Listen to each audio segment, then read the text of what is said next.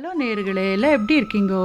நான் இன்றைக்கி வீடியோவில் மதியத்து லஞ்சுக்கு சூப்பராக டேஸ்டியாக வெள்ளரிக்காய் கூட்டு செஞ்சு காட்டின்னு இருக்கேன். எப்படி பண்ணுறதுன்னு பார்க்கலாமா?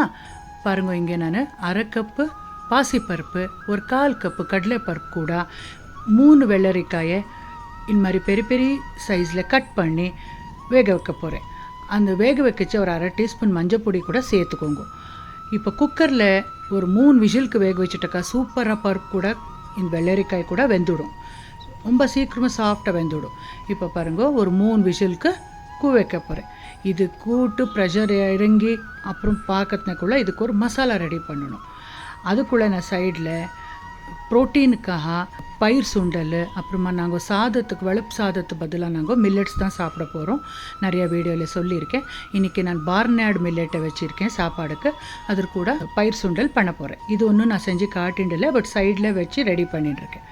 இப்போ மசாலா அரைக்கிறதுக்காக தேங்காய் துருவின்றிருக்கேன். ஃப்ரெஷ்ஷாக இருக்கிற தேங்காய் போட்டு இந்த கூட்டு செஞ்சால் சூப்பராக இருக்கும்.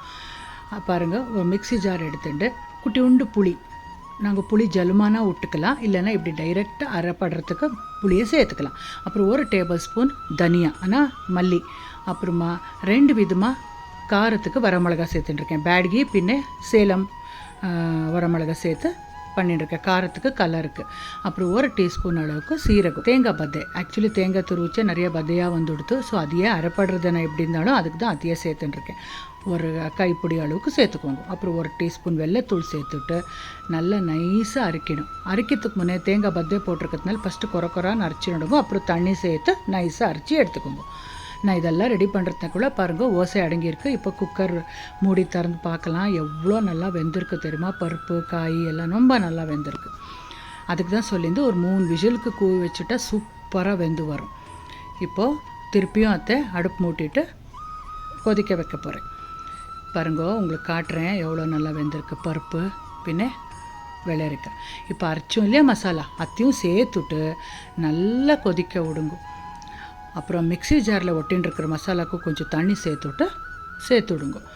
நாங்கள் புளி ஜலமான விட்டுக்கலான்னு சொல்லியிருக்கேன்ல, புளி அரைக்கலைனாக்கா இப்போ விட்டுக்கோங்க புளி ஜலத்தை. இப்போ நான் புளியை அரைச்சிருக்கிறதுனால திருப்பி ஒன்று நான் சேர்க்க போகிறதில்ல.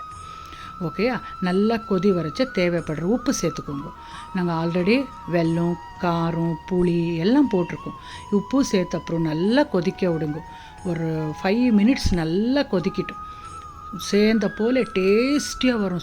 சுட ஆவி பறக்க சாதத்துக்கு கலந்து 1 டீஸ்பூன் நெய் விட்டுண்டு கலந்து பிசைஞ்சு சாப்பிட்டேன். சூப்பராக இருக்கும். எல்லோரும் ஆஹா ஓஹோன்ற தேவாமிருத்தமாக இருக்கும். கண்டிப்பாக செஞ்சு பாருங்க. இதுக்கு ஒரு சூப்பராக ஒரு கடுகு பெருங்காயத்தூள் போட்டு தாளிப்பு கொடுத்துட்டாக்காந்தோம் வீடெல்லாம் கமகமகமான்னு இருக்கும். அவ்வளோ நல்லா இருக்கும். கண்டிப்பாக செஞ்சுட்டு எப்படி வந்தது உங்கள் ஆற்றுல இந்த கூட்டுன்ட்டு நீங்கள் சொல்லுங்கள். இதே மாதிரி பெங்களூர் சௌச்சௌவில் கூட சேம் மெத்தடில் நீங்கள் செய்யலாம். வெள்ளரிக்காய் பதிலாக சௌச்சௌ யூஸ் பண்ணலாம். ஓகே ஃப்ரெண்ட்ஸ், என்னோடய வீணா லக்ஷ்மி நாராயண் பேஜை ஃபாலோ பண்ணிட்டு பாருங்கோ. இந்த மாதிரி ஹெல்த்தியான ரெசிபிக்கு, டேஸ்டியான ரெசிபிக்கு என்னோடய சேனலை ஃபாலோ பண்ணுங்கோ. அடுத்த வீடியோவில் சந்திக்கலாம். பாய்.